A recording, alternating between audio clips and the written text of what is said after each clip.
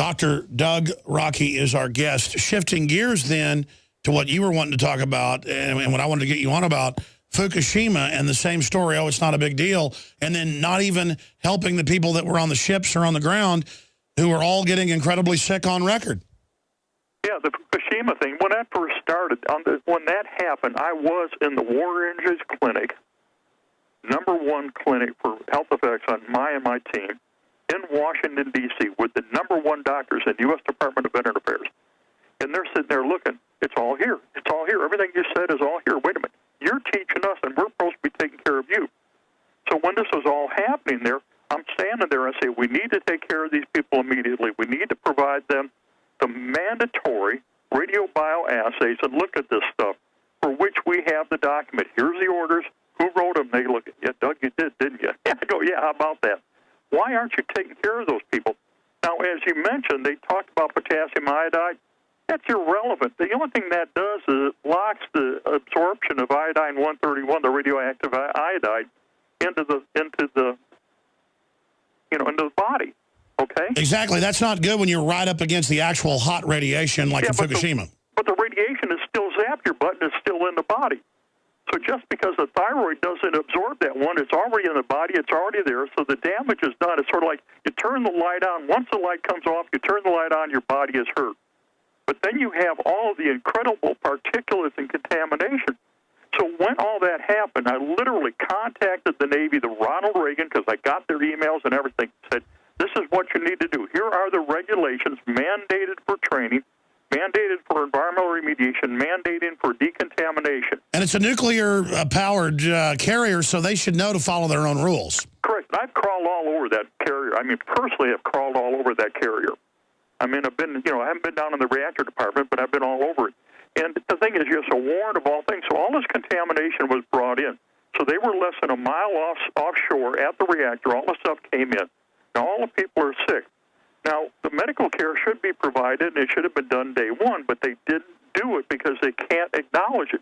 Now, the question that's come up, and the latest information I got from some of the sailors that have called here and the parents that have called here, is the question is whether or not the Ronald Reagan needs to be totally scrapped as a ship because of the extensive contamination.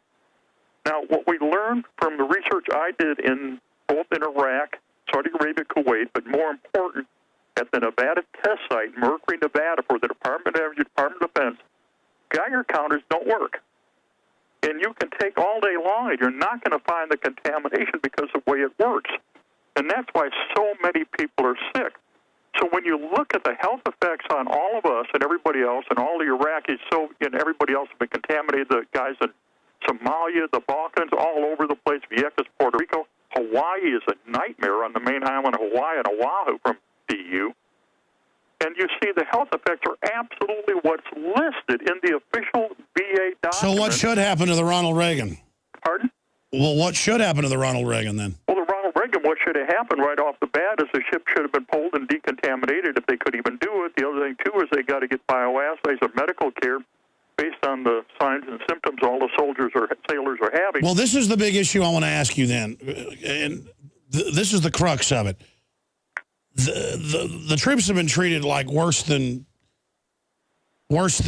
birdcage liner for a long time, but undoubtedly the last few decades it's gotten even worse.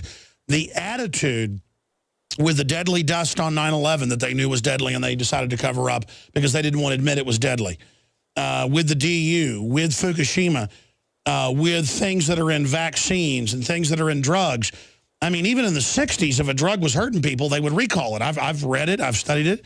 They weren't perfect then, but there were a lot of recalls. Now they'll recall something if it's petty and doesn't matter, but if it's really big, they'll just ignore it and keep going ahead with it. So what I'm asking you is, what is the cultural change, or has it always been there, to absolutely not care about human life and just contaminate everything, and is it getting worse? It's greed. I mean, it's greed and money and control and power. I mean, look at everything that's happened throughout the Middle East and now into the Soviet Union and the Ukraine. All of this is about control of resources, control of terrain, control of pipeline things to get it over. Who's going to control what? I mean, we're looking at all the stuff in Syria. That's all about the pipeline coming out of Iraq and everything, and Iran across through Syria out to the coast. And they've got got to get that all stuff. So Assad doesn't want to go along with the same thing of what happened in Afghanistan, what's happened in Iraq. We're seeing it happen in Ukraine. So you've got all the powers that be that want to control everything, but they disregard the health and environmental effects of their military operations. It's sort of like, I mean, with the U.S. military, how many nations have we attacked and invaded now since I joined the military in '67?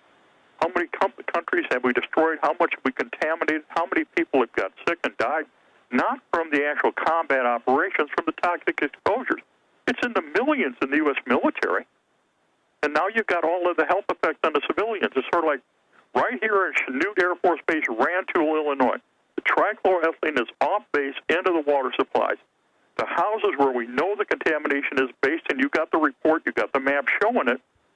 They took the people off the map so they don't show up in any map, anything. You won't find it unless you go look for the house, and then they disavow any contamination in the water supply, even though it's on their own report that confirms it.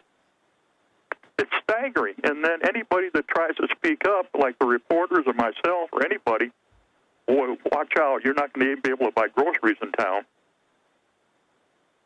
We're going to put that map up. We have it on screen of the contamination there. Just an example of this attitude.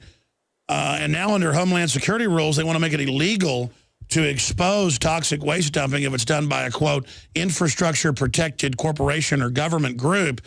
And I don't get where all these elites think their kids are going to grow up when they could care less about the world. I mean, I think you're right. I think it's a greed-based, decadent disconnect by the ruling class worldwide, kind of like the Soviets would throw nuclear reactors in a lake, too lazy to even bury it, or TEPCO would just have bulldozers lightly bury fuel rods that were ejected 2 miles into farmers' fields.